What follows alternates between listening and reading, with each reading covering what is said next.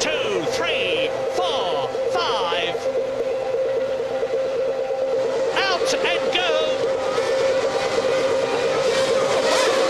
And Irvine takes the lead. No, Hackenen's got a problem. Hackenen's got a problem. Amazing. Never underestimate Eddie Irvine, because when you least expect it, he's going to pounce on you. We want a glamour boy, a young single boy that knows what living life is about. It's the best thing that's happened to the sport in 10 years. The thing about Irvine is you either think the guy's a disgusting piece of work and you're not interested at all, or you really think that he's very good for business. You either love him or you hate him.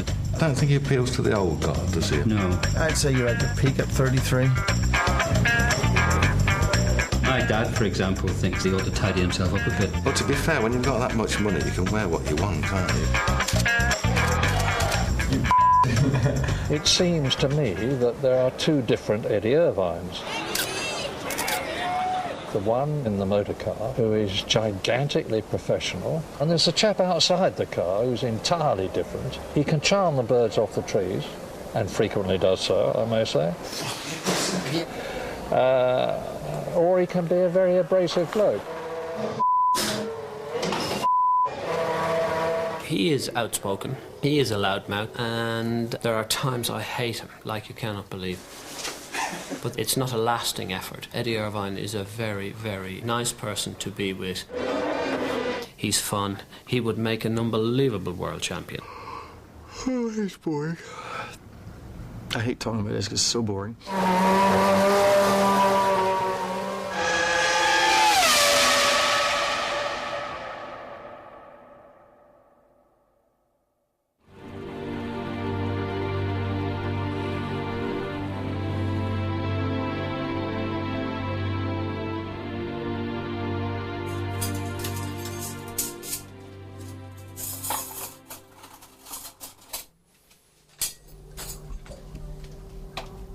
So do you prefer living on boats or in houses?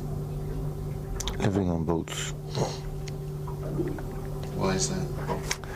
Because when you wake up in the morning light, no, I can go straight upstairs and just go dive in the water.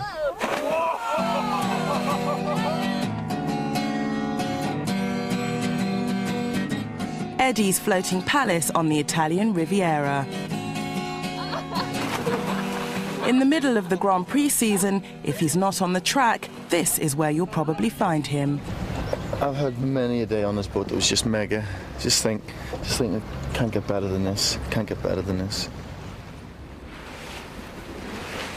I'm on my boat a hell of a lot more than anyone I know, and I have more fun on my boat than anyone I know. You know, I've got a proper bathroom, I've got a sauna in my bedroom. It'd be nice to have one with just an extra bedroom, I guess. You know, there's only 5 bedrooms in this. It'd be nice to have 6. And then there's lots of room for everyone else as well. We used to share a house together in Oxford about 9 years ago, before he became like a Formula 1 driver and he was doing 3,000. And we're quite different people, but we sort of just get on because we are quite different, you know? It's a nice sort of friendship. We don't see each other very often, but when we do, it's cool.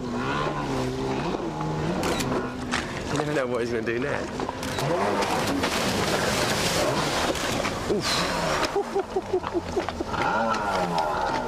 Basically, I can live whatever life I want to live.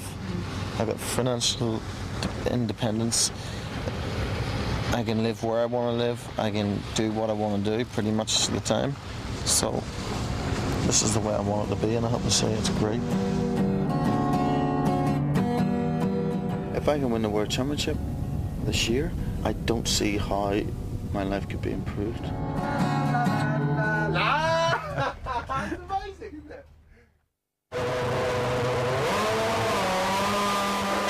Melbourne, the start of a new season. Eddie's 4th with Ferrari. He had never won a race, and both Ferraris were clearly off the pace of the dominant McLarens. Eddie started 4th on the grid. Action in Australia, and Mika Häkkinen gets away well. So does Coulthard, and look at Preston coming up alongside now. Where is Michael? Michael Schumacher was running last. relegated to the back of the field by a faulty steering wheel. Get away even from the back of the grid. Eddie Irvine should be benefiting at the moment. With the Ferrari #1 out of contention, Eddie could go for victory.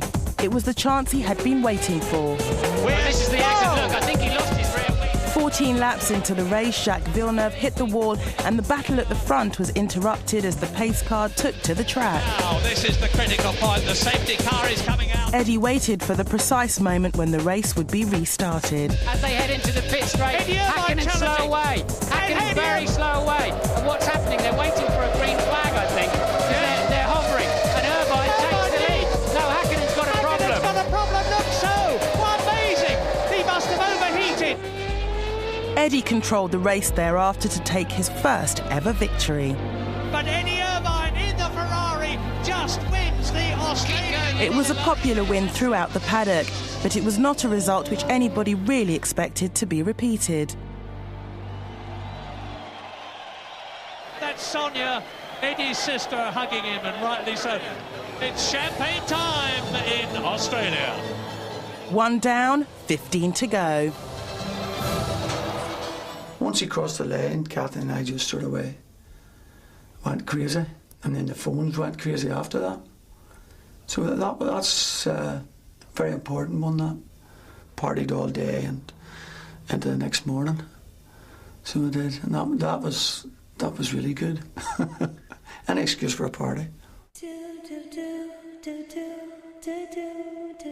When I was young, what I wanted was either a motorbike or a go-kart, something like that. And really, my ambition work-wise was to become a Formula 1 mechanic. I was never a dreamer. I was always trying to get ahead. He had to work 7 days a week for me in the garage down there, and he never got any pocket money or anything, and the money went towards his racing. And then whenever he went to England, a lot of the other drivers would be staying in hotels, and he slept in the back of a truck and mechanicked at the car and done it all himself. So, you know, that was good training, I think. Maybe I'm thinking wrong, but I feel a lot of them get it maybe just a bit too easy. Eddie flies his private helicopter to Northern Ireland to visit his mum and dad. On board is his girlfriend, Anouk. It's his Ulster race. Eddie Irvine broke thousands of female hearts this weekend when he showed off his latest girlfriend in Dublin. Steady Eddie stepped out with blonde beauty Anouk Vervel. Irvine has been linked with a string of beauties in the past, including supermodels Helena Christensen and Karen Mulder. But he has always maintained he prefers the bachelor life, claiming that long-term romances are not for him. We'll have to see if this is the special one or not. What do you say, Sonia? Time will tell, Dad. Time will tell. Time will tell. Yeah, time will tell. The first thing I said to Eddie when I met him is like, I'm really sorry. I mean, I didn't know your name before. The only person that I know in Formula 1 is Schumacher. And that was not really the best thing I could say the first day I met him. But he always has a sparkle in his eyes. Always. No matter what mood he is, he always has a sparkle in his eyes. And I think that's really, really attractive. Yeah? Yeah, give us a shout. Yeah, I'm there Monday, Tuesday, Wednesday, and then I'm leaving on Thursday. They must think like, oh my God, there's model number 43 showing up and she's blonde this time. They must think like, oh, this is another chick that is hanging around with him just because she really likes the whole world that he's living in. But I wouldn't be here in Northern Ireland spending a weekend with his family and trying to see him as much as possible if I was not in love with him. Has he ever asked you advice about girlfriends? No, I don't think he ever has. But then I think he knows what he wants himself, so he doesn't have to ask his mother what he would like, you know. And I'm probably better not knowing anyway. She's a very nice girl. Oh, yeah. Very down to earth. Not like some of the models you meet who are preening themselves all the time. No, she seems very down to earth, very relaxed girl. But it's very, very seldom you'll bring girls home. this might be the one. You never know. Do you think a guy like yourself who's a lot of success with women can become addicted to their attention? The buzz that you get meeting a new girl? And... Oh yeah, man, there's nothing like seeing a new girl. Like even when I'm with a nook who's an amazing little girl, you just see another girl and you think, wow. Okay, I must admit now at the minute I'm not actually that fussed and chasing after them, but 6 months ago, everything I seen, everything I surveyed, I had to conquer. You know, and it's a bit of an endless. It's just chasing your tail, to be honest. You know, no matter if you're with the most beautiful girl in the world, the one across the other table looks better. Until you get there, and then the one across the other table looks better. Ah, Jesus, that's sore. Eddie's sister Sonia, his physio and personal manager. She's also got the job of raking through all of Eddie's fan mail. And some of them will send photographs in the fan mail in various poses and with varying amount of clothes on. Eddie gets over 10,000 letters a year, almost all from women. So there's that one. I love Ferrari, Eddie Irvine. I hate McLarens. Right to me. What's he think about women? He's very upfront with them. Yeah. And yeah, that one's in Italian, so that will take me longer to actually go through. You know, we'll go up. I think one of his chat-up lines that I heard him say was, right, we're leaving. So he hadn't even, you know, been talking to this girl or said anything to the girl. He just walked straight up to her nightclub and goes, right, we're leaving. Get your coat, we're leaving. You know, and she did, and I just thought, well, I wouldn't do it.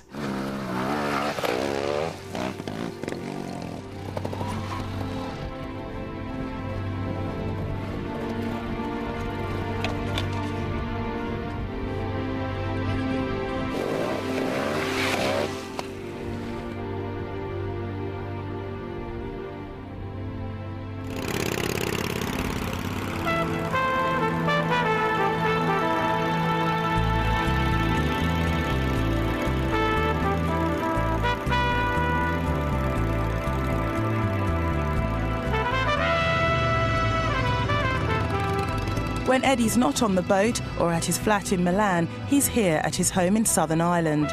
It's one of the very few places nowadays where he can get a bit of real privacy. The Dalkey Peninsula is one of the most exclusive places in the country, with houses up to £6 million each. It's where Eddie keeps all his most prized possessions and his favourite bed.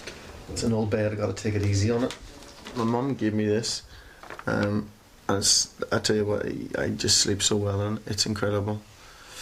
I actually made the mistake of telling Anouk. She said, wow, this bed's so comfortable. And I said, yeah, all the girls say that. Which probably wasn't the right response, but I got a slap for that one. But it's true, they all do. Oh, here's my breakfast. It's a bit late, but you know, better late than never. And my tea, 2 sugars, please, thank you.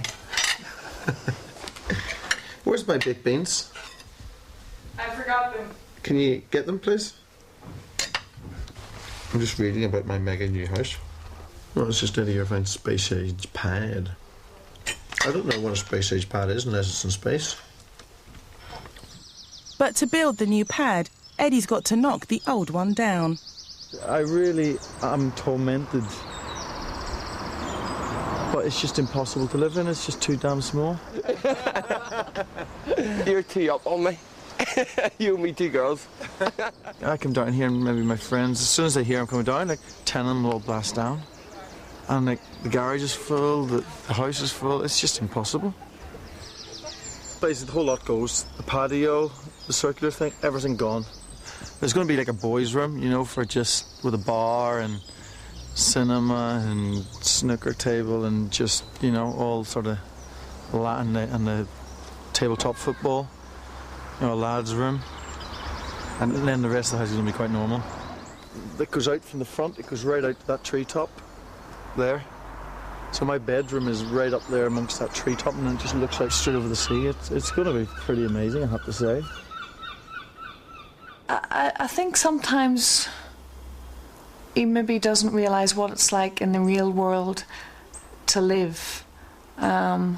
Just how hard it is for most people you know, the phone bills, the gas bills, just to actually live. I think maybe sometimes Edmund's very rushed in his own world, that he doesn't stop to think about things like that. Van Morrison owns that house, and the Edge lives over the back of them trees. You know, the guy from U2. Krista Berg lives over the back of them houses, and Lisa Stansfield lives up there. All right, well, this is the GTO, 288 GTO. It's like it was sort of made for like a racing series that never really happened, and they only made 270, and then Nicky Lauda, he wanted one, so he got the very last one, 272. These things, it's like a red rag to a bull. Every time I get in it, I get stopped. It's even if I'm not going fast, I get stopped. It really did. When I was using it all the time, it really got to be a pain in the arse, because every time, like, I got stopped 5 times in 24 hours in it. You know, which is just madness. A police convoy into the centre of Dublin for a round of publicity events. Eddie's name in Ireland is getting hotter by the day. There are more and more people who want to meet him. And everyone wants him at his best. Underneath it, Edmund is shy. He comes across as being very confident, but underneath he's actually quite shy. Just pull that little. Sometimes he'll go to a PR event and they'll want him there for 3 hours. Well, I mean, can you imagine being on show for 3 hours? Okay, thanks, head off. Now we just need shaking up the hands. Wait a second. Shaking up the hands. Well, quickly. That's it. Okay, cool. Off you go. It's okay for us in the background, standing back, and but he's the one out there doing the work. Okay, great. Perfect. Okay, guys, that's it. 1, 2, and 3. Well done. Enjoy the day. Get a move there now. It's amazing how strange people behave around famous people. 1, 2, 3, and that's it. Thanks, guys. Like, people think famous people are arrogant and obnoxious and all that, and it's funny, some people turn into prats as soon as a famous person comes close to them. I don't want people going, Eddie. People sticking a piece of paper in front of me to sign. It makes it even harder for you to be with somebody that gets already a lot of attention, and it's difficult for you to get his attention, you know, just on your own, instead of being one of the 100 that is crazy about him. Eddie, can I have your autograph? Well, mister, we get your pen now, right? Eddie! This way, Tilly! Oh, you're the best driver in the world! Tilly, 99!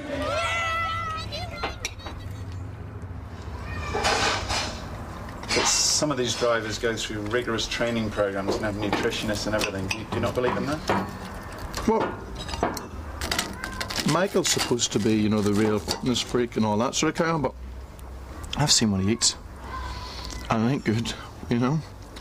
So I think that says it all. He's the best driver around at the minute, son, and he eats some junk. What sort of things does Michael eat? He eats cakes, ice creams, you name it, he'll eat it. But it doesn't seem to affect him too much. It doesn't slow him down.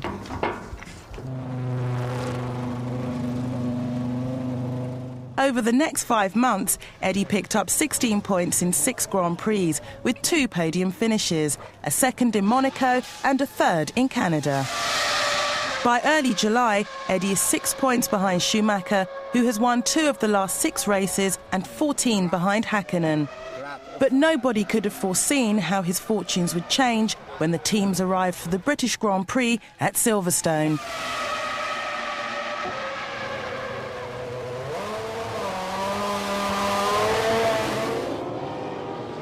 And it is go at Silverstone now. Nice one, Häkkinen. Schumacher's got David Coulthard right alongside him, and somebody left. 2 cars stalled, 2 McLarens at the front. Tremendous getaway from both Häkkinen and Coulthard. But 2 cars had stalled at the start. The race was stopped, but the 2 Ferraris kept racing. Suddenly one spun off. You see one going off, you have no clue who it is, and you cannot really tell the difference. And it's like 5 seconds before it shows on the screen that it was Michael instead of Eddie. Whilst the injured German was airlifted to hospital, the race was restarted, and again Eddie got away well. Enjoy this lap, Eddie. Eddie Irvine leading the British Grand Prix. Nice to see. Raikkonen pitted for fresh tyres, but something was wrong, and 1 lap later he was back in the pits again. They've taken the wheel off. They're in real trouble with this hub here. And stand by David Coulthard. Eddie gave chase to the finish, but didn't have the pace to catch and overtake his Scottish rival. He had to settle for second position. And he beats Eddie Irvine by 1.8 seconds. All of a sudden, the ball's in my court, and now I can go for the championship. It's the greatest chance of my life. Did you visit Michael at all when he had his accident? No, I wouldn't visit him. You know, I don't like hospitals, you know. Now it's Eddie's turn to carry the flag for Ferrari. As their new #1 driver, the onus is on him to spearhead the development of the car, which is still considerably slower than both the McLarens. Such a complicated car, I'm surprised it ever runs. Like, everything's electronic, everything's hydraulic, and something like that, you just assume it's going to always have problems, and we do get problems from time to time, but a lot less than you would think.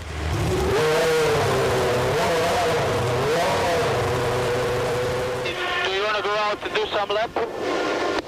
Might as well go out now and see what it's like, and if it's whatever, I'll try and do a bit of a run. Very loose on the rear. Drivability is awful. Just can't control the rear end at all because the traction's so marginal. I just cannot control the throttle. Just constantly losing the rear. You're not driving around there thinking, you know, it's quite a calm, you know, it's quite a calm experience. I'd say for sure you get more pleasure at overtaking some guys than other guys, you know, because you know it'll hurt them more. Eddie's absolutely the outsider, but that's the perfect scenario for Eddie. If he was actually the favourite, I'd be more concerned of where he is than where he currently is, which is battling from behind. He is a resilient, tough competitor, and when the chips are down, he always performs. I let the clutch out and it just went away from me. And I sat there not moving anywhere. I think the thing that makes him outstanding in the current breed of drivers is he's probably the most intelligent. Probably not the most naturally gifted, but he's thought it all out and he's got where he is just by being intelligent. You go in here, right, and then you accelerate to here, and then lift off, turn and accelerate on the exit. Try that and see, because you're doing what I always used to do, which is that, and actually you do. I think it'd be breath of fresh air if he could win the championship. I mean, that'd be great news. Mika Hakkinen, I mean, a nice guy, but doesn't say a lot. At least we'll have a world champion who is talkative and a bit of a character. Dover, Hollywood, no, Louisiana.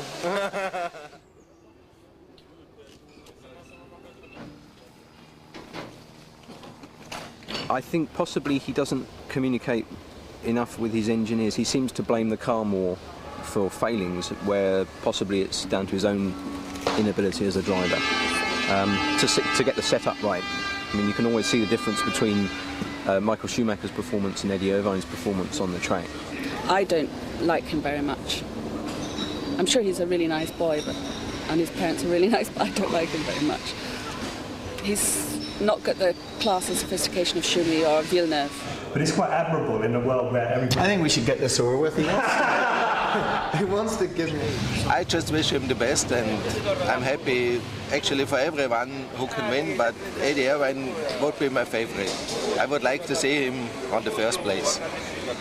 And I think that he's basically having a laugh at everyone. See, I don't go in for all this psychology you know, I just get on and do it.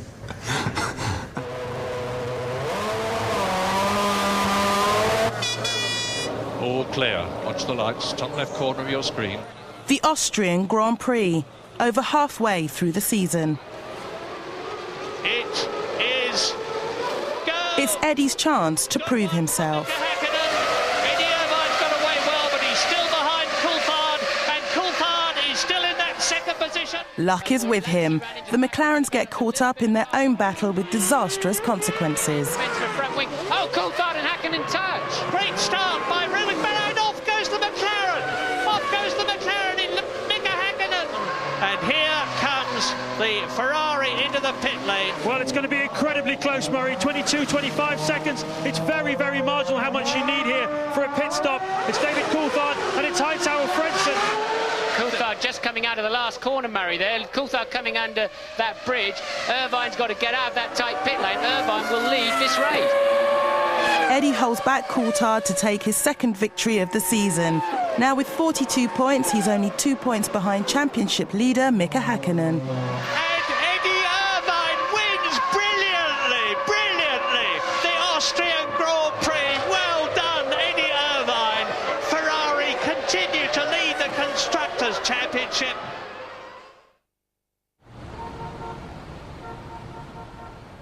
Downtown Milan, Eddie's apartment.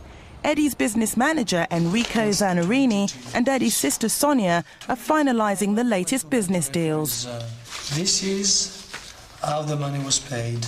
Right. Okay. Together, they're building a multi-million-pound business on the back of Eddie's racing success. Check the amount of money. You're able to check the amount of money we have received. For sponsorships, endorsements and public appearances, Eddie is now commanding a handsome price. 40. I was thinking of organising in a different way. So the one we do here is half an hour, but we don't do it because they're going to need that money to pay us for using my image in a magazine. They don't want you 4 hours at the fair. They're not going to get me for 4 hours, they're going to get me for half an hour. Half an hour is enough. I go there, take photographs, they get as much out of half an hour as they get.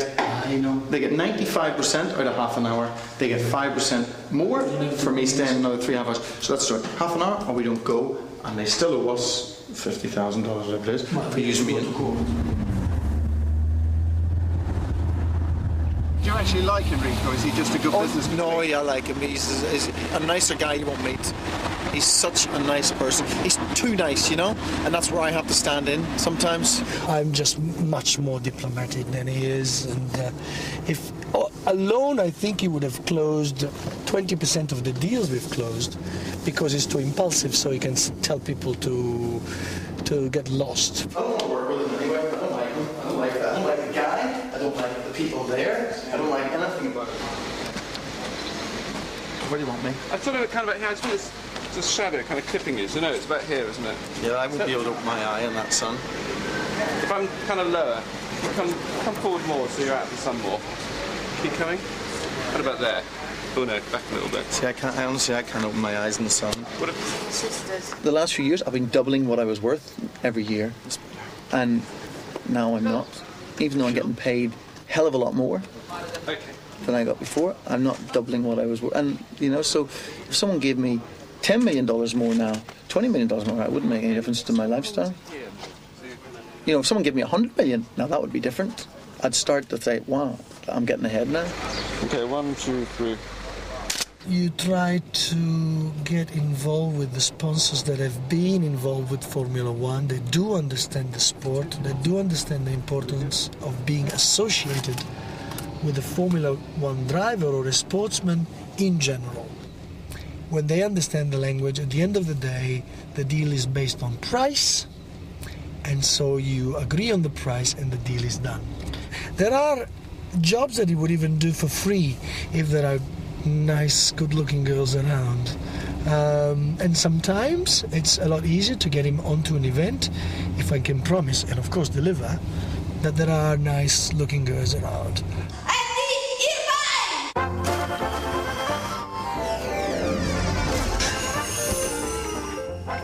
Scusi? Eddie Irvine? Yes? Sono Luca, tuo compagno di college. Luca, è incredibile! Incredibile sei tu! We rounded a very big advertising contract, and I was on holidays, actually. I was able to do that on my phone and on my fax machine whilst I was having my week off. Era il tuo compagno di banco. Sì, ma non di banca. My driving is my work. Business is fun. Because if I make money, great. If I don't, it doesn't matter, because there's another few million coming in from the next race. I'm hopeless at making money, but he seems to have the ability to make money. He's just got a really switched-on business head. Like, we'd come home from the pub. That's another thing. We'd come home from the pub, like Christmas and New Year, absolutely slaughtered. Just stagger around the house, and he'd be there with a remote control, going, look at the shares, going, I've got to sell those. So he'd be on the ball all the time. He does like his money, I have to say. He's very fond of his money, but good luck to him, because you know, he's got to make it when he can, and I think, right, well, that's fine. A lot of people will be criticising for that, but I don't think I don't think he's tight, but he's not. He wouldn't Careful. buy. Careful, I think, is probably the right word. Cautious. Yes, cautious. Hotels, I normally lift the bar of soap out of the hotel room and bring it back here and use it here.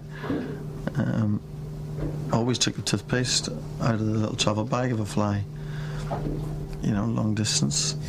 He loves to get things worth so much for less. Refuse to buy a map, because once I find my way there, I won't need it. Well, he's never been one to open his wallet, that's for sure. I can vouch for that, because he still owes me money from last time he went out, and that's when he was doing Formula 1. Has he ever bought you a drink? Yes, he has actually. Has he? Yes. Oh, he owes me But one. I No, just I've never bought had him one. 2, I think.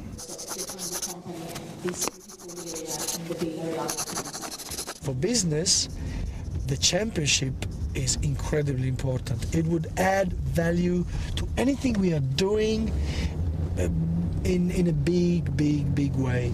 The merchandising program next year is contract with the sponsors. Anything we produce with our company would go up in price and value if he becomes world champion. Just imagine, you know, to print a T-shirt with number 1 on it. It would sell immediately.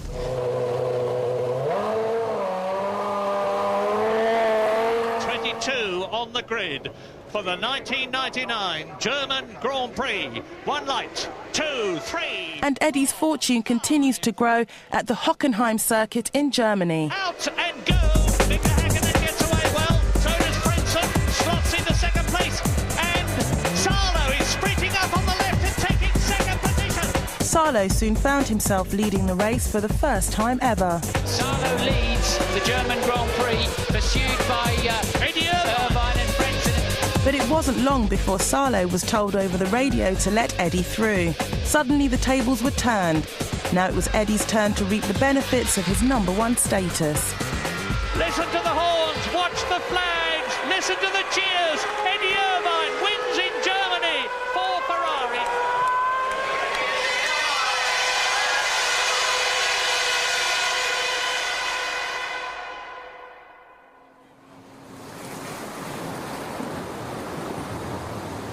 One month later, when Eddie was still leading the World Championship, Ferrari broke shocking news in the press. Hi Stan, it's Sonia. I think we need to make the comment that you made about, you know, being prepared, that there would have been better ways to have done it. For us to have handled it at our end. Okay. Ferrari will not be renewing Eddie's contract next year. Are you surprised or shocked or Not really. We've known for a while that they were going to sign Rubens because, well, we've known for a while. Are you disappointed that you won't be with Ferrari next year? I'm disappointed. I don't think Edmund's disappointed because he couldn't really stay number 2 to Michael, and that's the way it would have been. In his weekly column in The Express, Eddie made it clear it was he who left Ferrari, not the other way round. Unfortunately, Eddie's reaction to the news has been misquoted in the press and has upset Ferrari. Someone's written something in the newspaper, saying it came from me, saying it's my words. I never said it. I would never want to say it. Well, you know, I get dropped enough in it by people that don't work for me, who just make things up. It's not your fault. It's as much Enrico's fault as your fault. Okay. Ciao.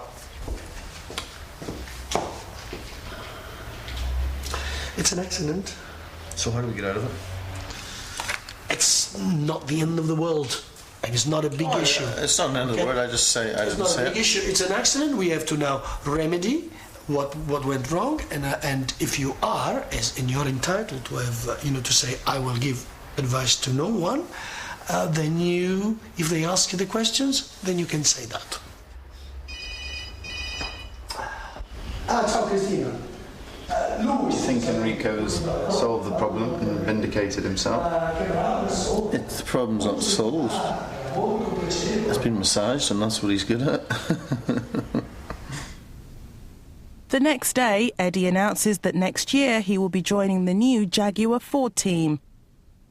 The man who has signed him is Jackie Stewart. Now that the team is going to be Jaguar Racing, now that there is investment within these future years, we always said there was a business plan to say that we were going to be in years 4 and 5 competitive. Eddie will start in year 4 and continue through 5 and 6. So I think he's in a very good position to be on the podium and to win races with us. I think he's got the ability to do it, and we really look forward to the working relationship that we're going to have. What he gets now with the new team is a fantastic opportunity. Number one, to show that he's a mature, professional driver and not just a number 2. Nice restaurant up in it. What you do is you go in there for lunch, you see a girl you like, organise, take her out, or just everyone goes out together, and then boom. Eddie is planning a party for after the Italian Grand Prix. Enrico will organise it. 20 men, so we need at least 30 women. But recruiting all the women will be the job of Eddie's flatmate, Ciro. Do you know any of these girls here? I know all of them. That's, I know this is my friends. I live with them, they always come and see me in the house. I always call them. They're my best friends. All the models are my best friends. All of them. What can I say? See, they say hi to me. Look at them. Hi. It's a lot easier job than my job. So where are you from? From Belgium. Belgium. What about? Belgium. Not so many people, few party in the house, and then after we go out, no problem. So we expect all of you. Oh, you go back to Belgium? Ciro's absolutely useless at organising anything. He's good fun, but he's useless. He's one of these guys, great fun to have around, but you just can rely on him for nothing, Other people, they will do everything to be next to him. I don't. And I like to argue with him, but in a funny way, because I like to make him angry, because no one makes him angry. And when he's too much, then I just say yes and whatever. Just get the thing for it. First you have to do the speaker thing. I can do all that.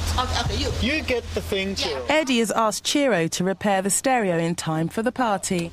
No, I should do one. No, but there's no point coming back to the house without the thing. Because I don't know exactly which one is good for that. So what the did you come out for then if you don't know what one you're going to get? We gave him a job because he had nothing to do, and we thought we'll give him a job, see how he comes on. He didn't perform, he was out. End of story. And it's the only way. If Enrico doesn't perform, he'll have to go, and he knows that. And, Sonia's the same. You wouldn't sack Sonia though, would you? I have sacked Sonia, but Enrico took her back on. Yeah, we had words at Montreal where I dealt with something, and I dealt with it how I felt was right for the person that was involved, in order to try and give them a little bit of self-respect. But Edmund didn't agree with how I dealt with it, and we had words over that. How I tend to work is I tend to be ahead of what Edmund wants.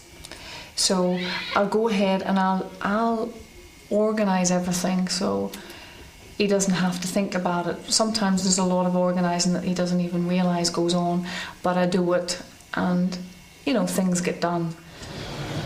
So Monza on the Saturday night, 7:20, you've got to go and visit the promotional area from Philip Morris, and then 8:20 you're doing the gala dinner, an appearance there, and then Enrico said about the Candy appearance after that. So it said it explained it to you. Are you happy enough? I haven't listened to you. What did you say? It's the morning of the Italian Grand Prix, and Eddie is in a despondent mood. Qualifying has gone badly. Eddie will have to start the race in 8th place, even behind his new teammate, Mika Salo. So are you actually looking forward to work today? I must say, it's not one of my favourite places, I have to say.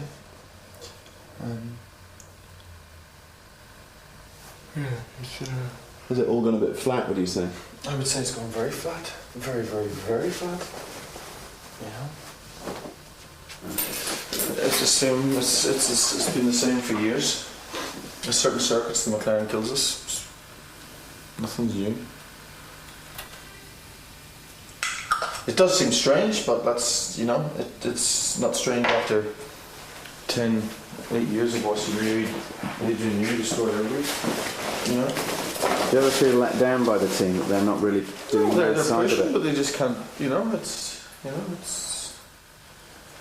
doing everything they can, but it's just not enough. It's just not enough. Will you be disappointed if Mika Salo beats you today? For sure, but I don't really foresee it, but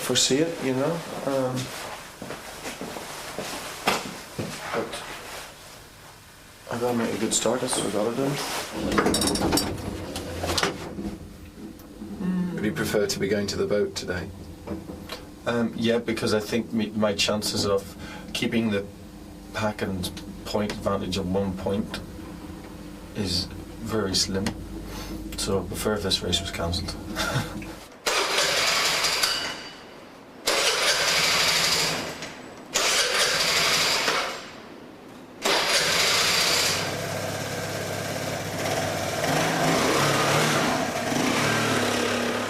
It's a 12-mile journey to the circuit at Monza, but there's no limo for Irvine. He prefers to get there under his own steam.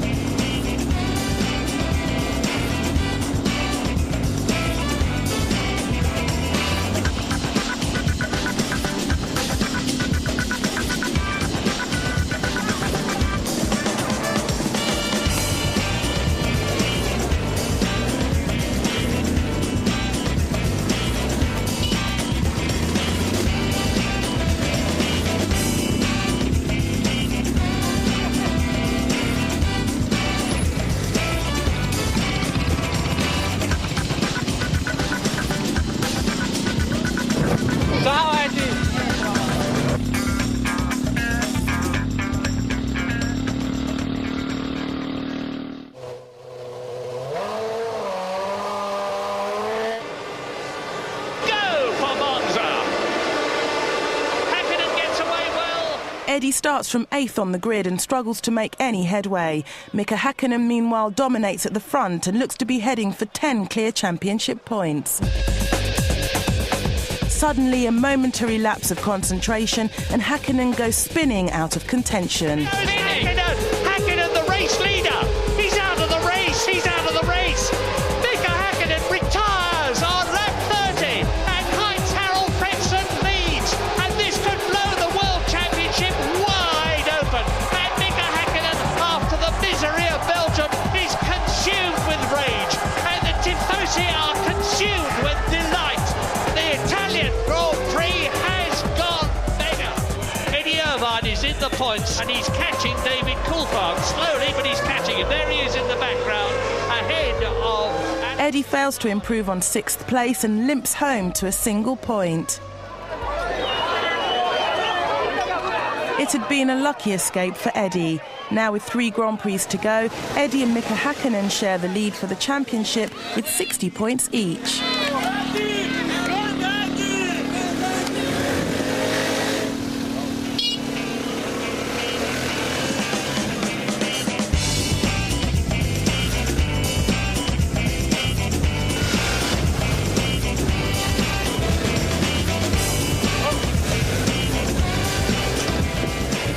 On his way home, Eddie decides to make one last-minute invitation to the party, even if it means a slight detour.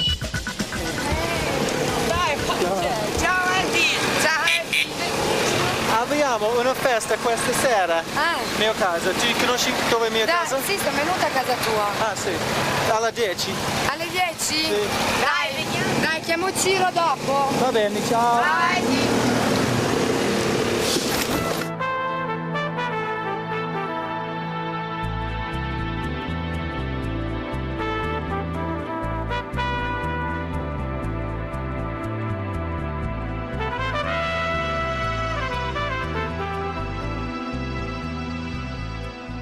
Oggi Dio cane Hakkinen piangeva, he was crying, you know, it was like this.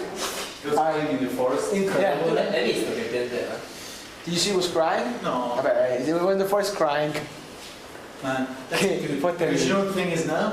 When he's leading the next race, all he's going to be thinking about is the mistake he made, and he's going to drive slower. Oh, France in 50, eh? Yeah, but France in the next 3 races, he won't be so strong. Low downforce, they're fast. High downforce. Now we have a chance. The year of the cat, though.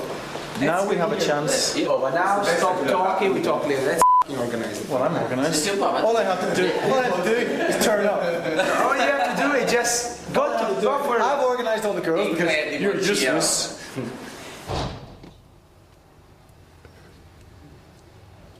You Did you get the Tommies? Did you get my large knob?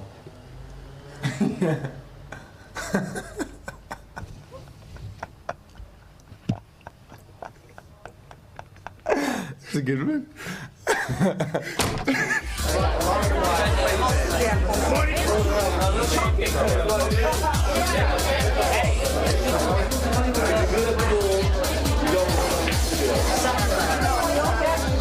Fuori dai coglioni, non puoi stare qua tutta la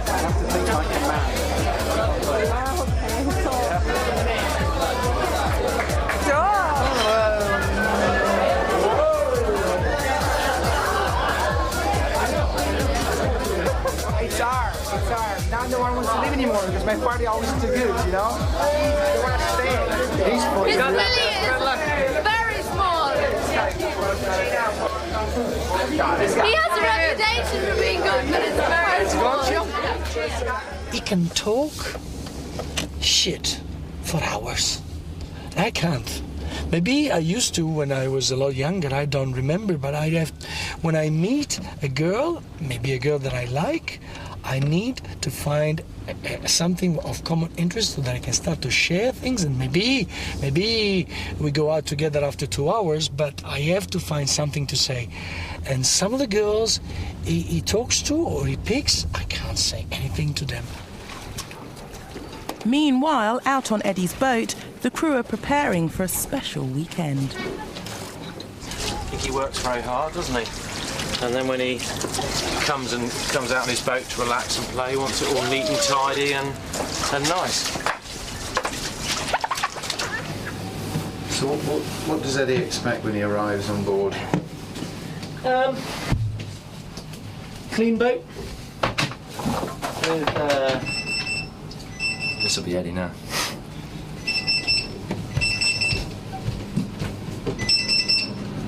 Hello, Eddie. Okay, I'll see you down on the port where I've dropped you off before, yeah?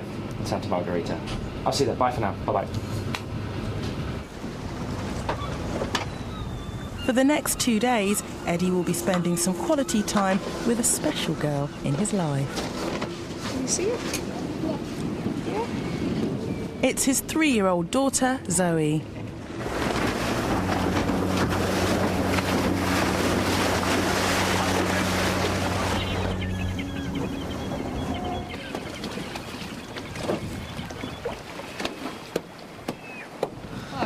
Man's not too well then, eh? And a big hug as well. Grazie. Big hug. Big hug. Yeah. There we go. Zoe's mother, Maria, has brought her over from Macau. It's a rare chance for them all to be together. There we go. Now we just put the batteries in. Oh, we keep it. Are you all excited? Oh. Big hug. Give a kiss. I think Maria's done a fantastic job. Fantastic. You're a cheeky monkey. I don't know any other kids, but she seems to be very happy all the time.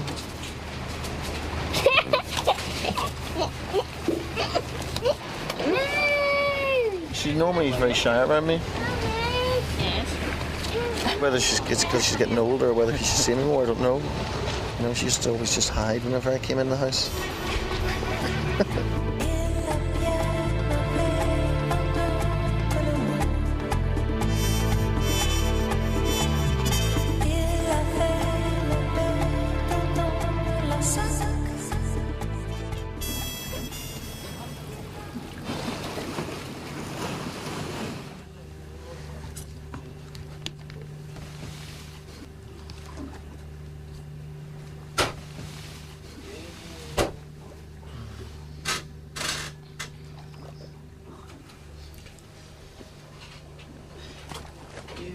Morning, Zoe. Are you going swimming? Right, in you come now. Come on.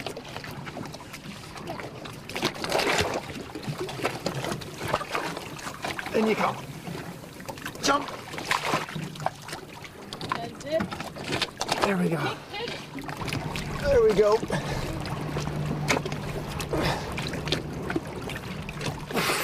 Eddie and Maria first got together 9 years ago while Eddie was racing in Japan. I mean, he was different from other boys that I met, and he always made me laugh, and that's what I like about him. And I remember saying to him, "You're very conceited," and then he called me up one day and said, "Oh, guess what? There's another girl said that I'm conceited. I guess you're right then." To be honest, I don't really remember that much from way back then. I think my head's been banging around in a racing car for too many years. I remember sending her an umbrella because she said she didn't want to come to England because the weather was too bad. And when Zoe was born, I guess for everybody, it was a bit difficult because none of us actually knew how it's going to be like. And he knew he couldn't be there for Zoe or even for me. But I thought, well, I'm old enough to deal with it. So, you know, it was my decision, really. I know he tried to really, you know, make things work. But as I said before, nobody's perfect. I make sure that they don't want for anything, and Maria's got the time, so she makes sure she doesn't want for anything emotionally, so and we don't argue. I think she's got a lot of respect for Maria because she's someone who used to bite back.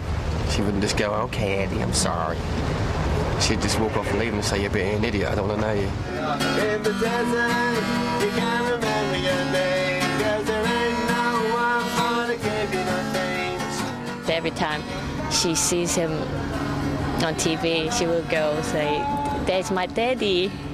Eddie Irvine is my daddy," you know. She's really proud of him.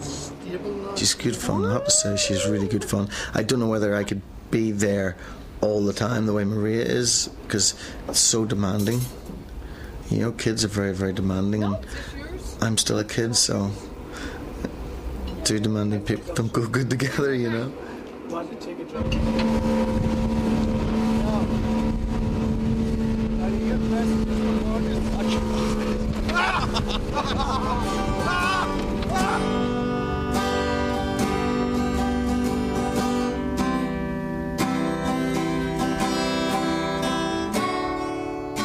Eddie returns to his flat in Milan to prepare for the European Grand Prix, only a week away. Then an extraordinary letter arrives in the post addressed to Eddie's manager, Enrico. A psychotic fan is offering to sabotage Mika Häkkinen's car at the race. My idea is that I shoot with a small bullet in the tyre from Mercedes. The tyre burst and tear to pieces. Nobody can prove the shoot. Häkkinen don't finish the race. When you be interested, you call me back. Thanks so much. Name to be withheld. Qualifying day at the European Grand Prix. Eddie and Mika Häkkinen are tied for the championship lead on 60 points each, with 3 races to go. It's a tense session. With just minutes to go, the grid is still wide open. But Eddie makes a rare mistake on his final run and qualifies way down in 9th. I could have been on pole. On the hard tyres, it would have been like having won the race. The race would have been finished, you know, because everyone's going to struggle for the first 10, 15 laps on these soft tyres. So it was just the chance to really put the pressure on them. Saying that, ain't necessarily so that it's still not the time to put the pressure on them, because the soft tyre just chews up for the first 10, 15 laps. What a shame, wasn't it? Because you're flying on that tyre. You're flying on that tyre. I know. Could have been on pole with the bloody hard tyre. Can you believe it? Why did you back off? Because I didn't want to run into the back of Panis on my last lap. I knew the last lap was going to be the quickest. I was 3.5 tenths quicker through the first corner. You know, that could have won the championship today. That's how simple it's. That's how close it comes down to. We would have been kings today, and now we're tossers.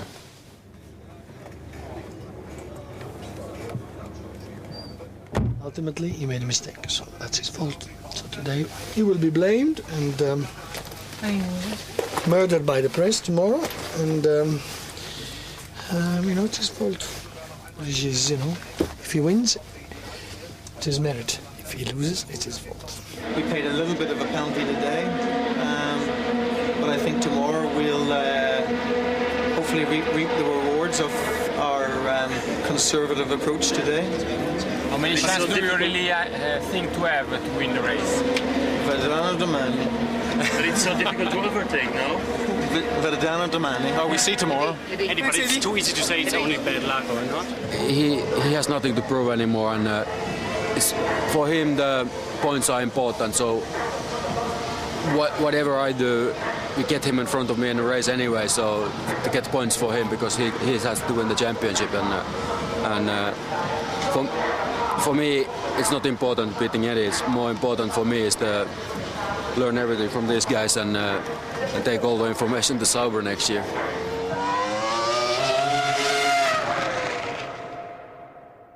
It's the morning of the race, and Eddie has a splitting headache. He's been kept awake all night. Morning, Eddie. Morning. What's the story? Is it okay? Oh, yeah. And then engines going all night, and 6 o'clock this morning.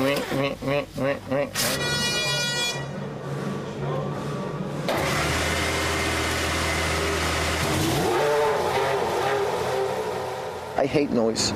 I hate noise. It does my head in.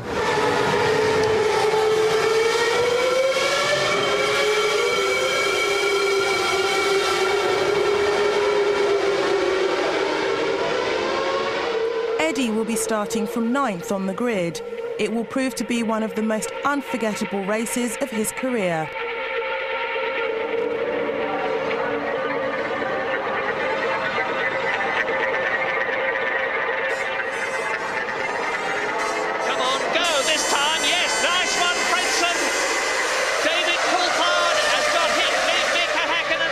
Alongside him, and Eddie Irvine scrambles past Olivier Panis. Irvine and the Ferrari are on their way. He's up into 6th position in the points. And Eddie Irvine having another look at Fisichella and falling. And Fisichella running wide. Irvine surely must get him this time. Yes. Oh, lucky they didn't touch. So now he's going to be like a cork out of a bottle. Burst free. Go for it, Eddie Irvine. Pull away from Fisichella and close the gap between yourself and Ralf Schumacher, which is 7 seconds. Suddenly, there's a downpour. you can't believe how difficult this is. This is the most challenging moment for any Grand Prix driver. The McLaren team decide to bring Häkkinen into the pits very early. It's a mistake. The rain was not bad enough for him to take any advantage from the wet tyres, and he drops right down the field. Or is it in fact Salo first? They're going to put wets on Salo, or is it in fact dry? It's what's coming out of the blanket. I'm just looking. He made a lot of right decisions that turned out to be wrong. See what happens. Ross Brawn is keeping Irvine out, and the rain is in fact stopped now. There is Mika Salo. What an enormously long stop. Salo came in whenever I was meant to come in. My mechanics had my tyres there. They had to put them away. get his tyres, put his tyres on. He went, and then when one of my guys went to get my rear tyre, someone had picked it up, put it back on his blanket, and put it back on the shelf. It is a set of slicks, absolutely extraordinary. When Salo came in a moment ago, they had both slicks and dries ready for him. Right rear. They're not ready on the left rear. There's no tyre. Right rear, I beg your pardon, there's no tyre here. I've never seen anything like it. There's no tyre to put on. Oh, I thought we had one when the race started, he's saying.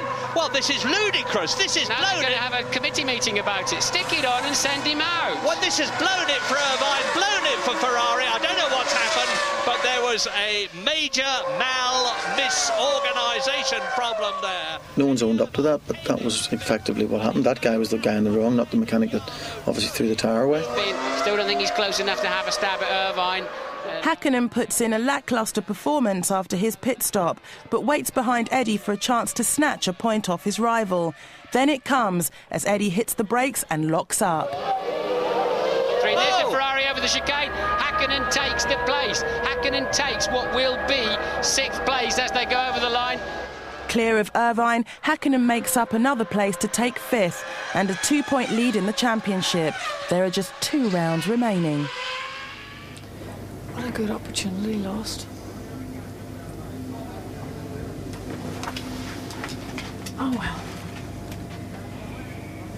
I suppose like anything, it could be worse. Could be worse. But Eddie is furious. Jesus, I should have heard him on the radio. They just panic. I panic. Jesus Christ. I'm driving around 10 seconds off the pace going, I need to come in for wets, I need to come in for wets. No, we're looking at Hakkinen. Hakkinen's nowhere. Forget about Hakkinen, there's points to be had. We did everything wrong. Absolutely everything wrong. All weekend.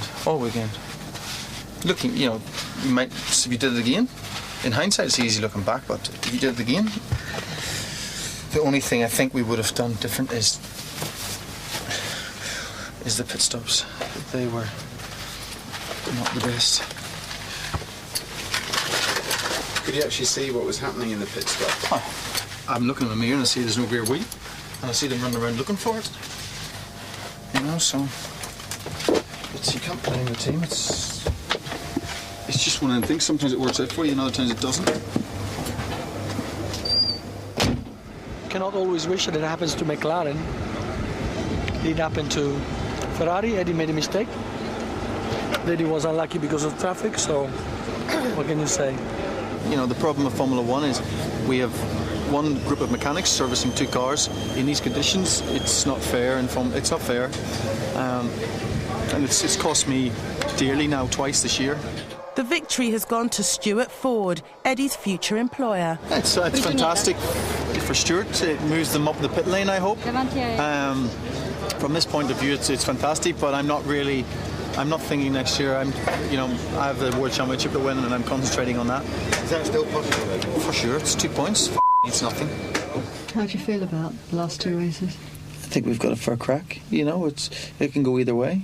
Hakkinen's 2 points ahead, but he hasn't done really well the last couple of races. We have missed opportunities to close that gap on him, but we screwed up.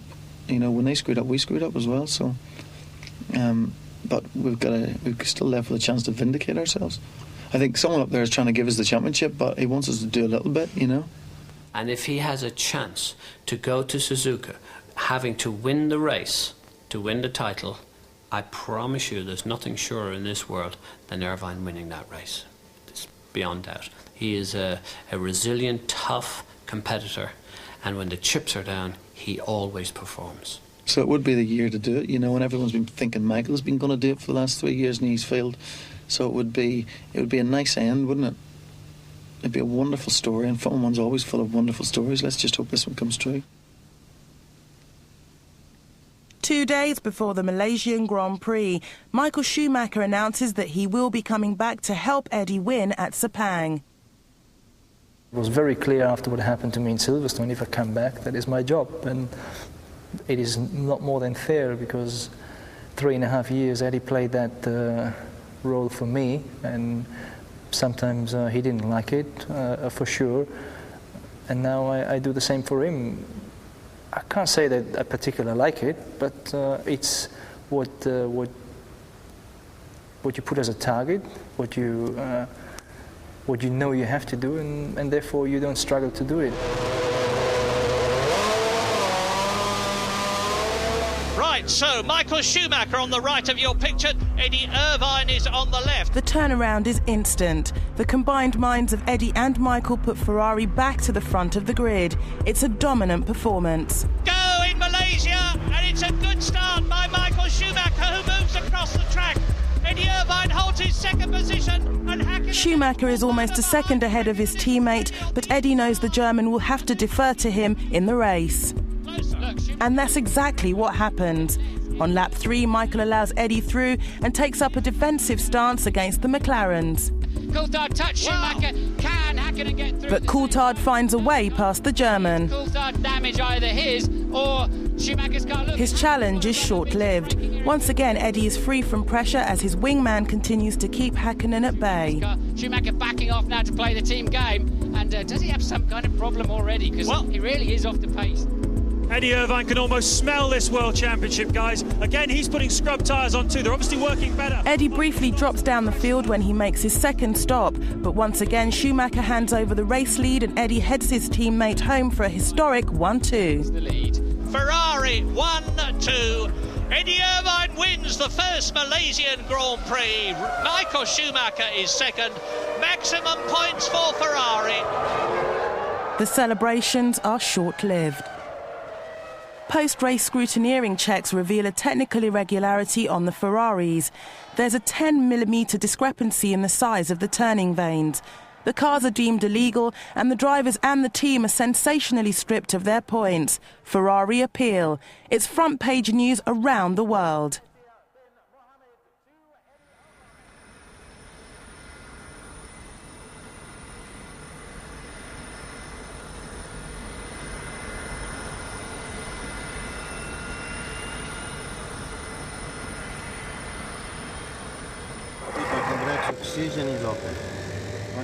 Well, we're just taxiing down the runway.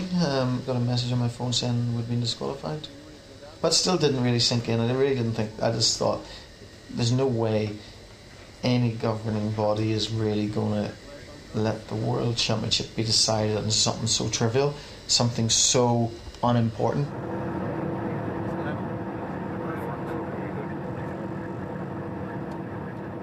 There's no performance gain. There's no advantage we had from it. It was just a small manufacturing error, and to be honest, every car in that pit lane is probably illegal in one way or another. Whether they probably don't gain an advantage. Maybe in some cases they do gain an advantage, but it's just interpretation of rules. It's just oversight. A lot of it's oversight. I know things that are illegal on other people's cars that it's no big deal, but they don't realise it's illegal. 1 week later, the disqualification is overturned.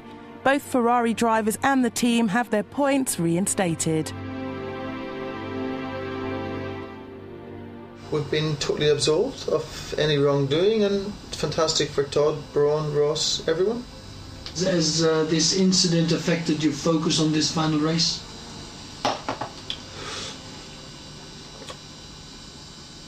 No, I don't think it's affected my focus. It would have been very difficult with Suzuka, having had the championship stolen from you by scrutineers in Malaysia. But going there now, it's I have a week to prepare. I have a nice night tonight, and then really just sort of mellow down for the weekend. The Japanese Grand Prix is coming right up, and so is my heart. It's in my mouth. It's beating like a trip hammer. I have never, ever known tension like this. Third light, fourth light, fifth light. Action! And Michael Schumacher darts across, but Mika Hakkinen gets ahead of him. Yes. Mika Hakkinen, a marvellous start, and he's streaking away already. This is exactly what the Finn wanted. And there is Eddie Irvine. There is Coulthard with Frentzen behind him. This stop could decide the Formula One World Championship of 1999. It's up to you guys. You time it. Well, there. Can't do that. We'll just have to rely on the counter on the pit lane. And that's mighty close. There he is. There is Coulthard. That is so close. Yes, he's done it. David gets past Eddie Irvine, and that may well have settled things for the Irishman. Brilliant bit of tactical thinking by the McLaren team, and he's going to be a mighty difficult man to pass. Oh, it's Coulthard's off. Coulthard has gone off. And lost the nose, lost the wing, lost the nose wing of the McLaren. So it all depends on Michael Schumacher, and I don't think he can do it. Because here is the flying Finn.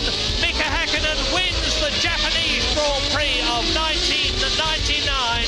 If he rolls out of the chicane very slowly indeed, making absolutely sure, and takes the checkered flag.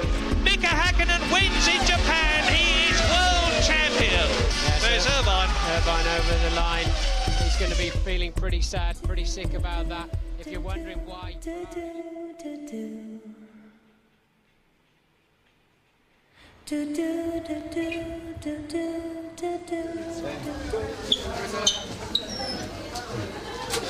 My stuff's already in the room? Upstairs. Fantastic. Is it for one night? Yep. Signature.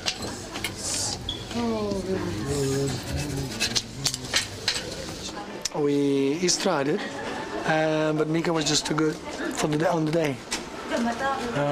Nothing he could really do. All weekend, struggled a little bit with the car. Did everything he had to do in the race. You know what I mean? He knew he had to come home fourth. He came home third. He did his race. He did everything right. Michael didn't win. He was supposed to win. He was the one flying. We relied on him, but you can't rely on your teammate to win the championship for you. So I guess he's done a great job all year. Great year. But How is it? didn't win. So, quite a day. Yeah, it was a good race in a way, a bit boring I think, but it was a fair enough result, you know. Häkkinen drove well, deserved it, got it, you know.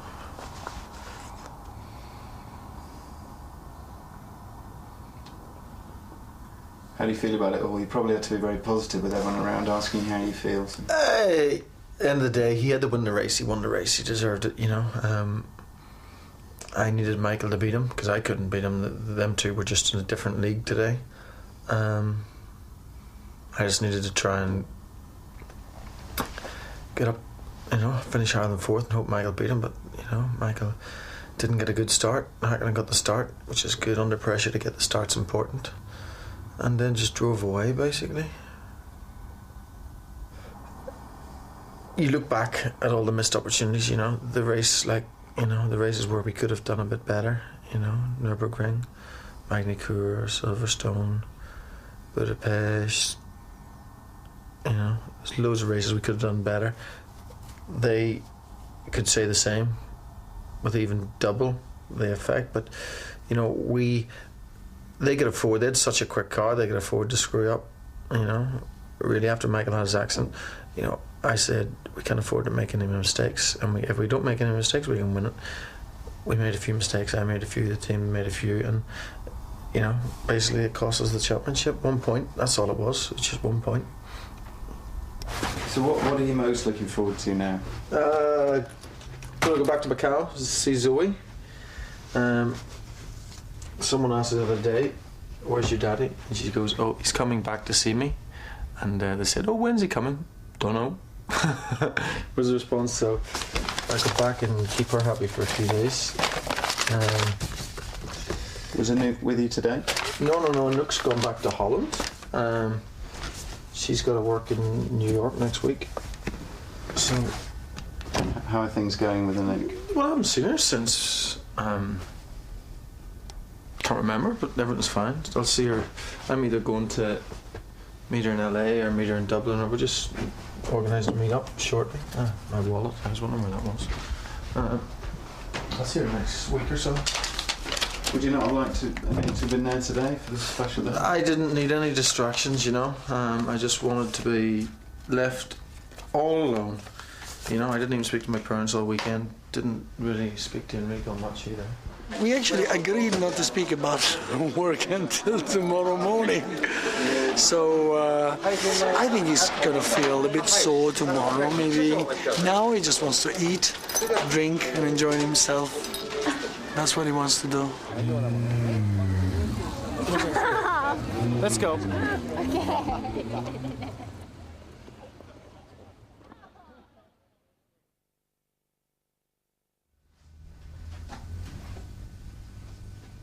If you end up never winning the World Championship, do you think you'll have regrets? Oh, for sure. You know, never winning the World Championship must be a massive, you know, cross for any driver to bear, especially when you get so close, when it's only 1 point. For 10 points you say, hey, well, you know, but 1 point.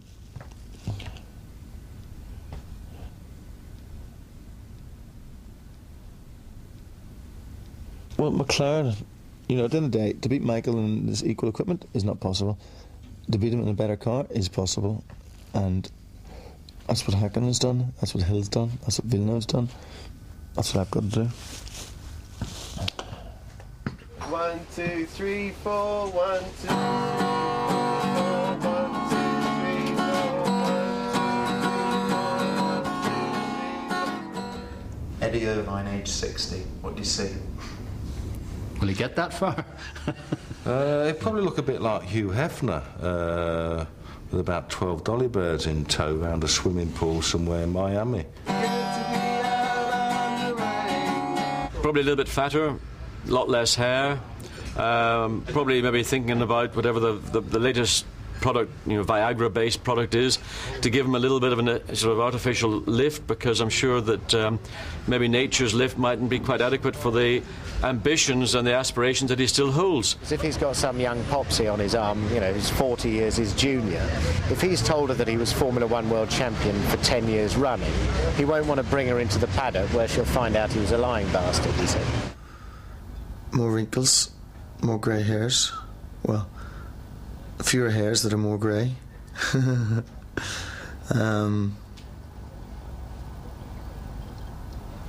know whether I'll still have a boat. Probably I'll have travelled enough by then. But living on a farm with motorbikes, probably still in, you know, a little vegetable patch. I quite fancy growing vegetables. I quite like the idea of being self-sustaining with a windmill. You know, I quite like the idea of that. That would be satisfying to be able to be totally self-sufficient. Will you be alone, growing vegetables? I don't know, you boys will probably need a job, so I'll let you dig the vegetables if you want, you know, for, you know, bed and breakfast or whatever. Who knows?